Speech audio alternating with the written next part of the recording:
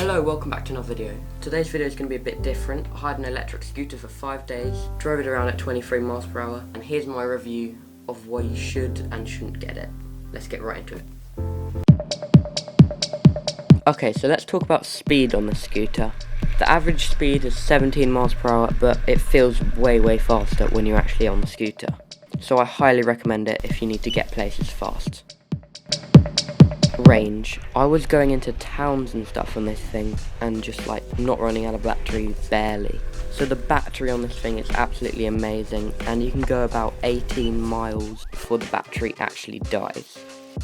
Okay, so how is this thing on bumpy surfaces? I tested this thing on bumpy surfaces, which is mainly all the roads around here. Yeah, this thing's pretty good on bumpy surfaces, though it is quite like bumpy. You can just feel the bumps on the scooter. I think they could like make the suspension a bit better.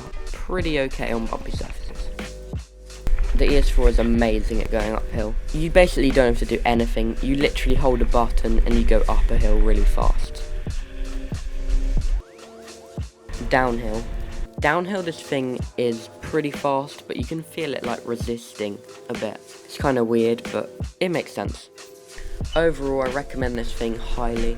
The tyres are good quality, goes really fast, really far. I think it's just the perfect transport device. So if you're looking for an electric scooter or any sort of electric transport, definitely get this. And also the handlebars give you a sense of like control. So I think they should make the handlebars wider so you can hold on with one hand more easily. Thank you for watching. Please like and share this video, and I'll see you in another video. It is illegal to ride it on the roads. If the police see you on it, they don't like it. They like can fine you and stuff. But I rode it on the road and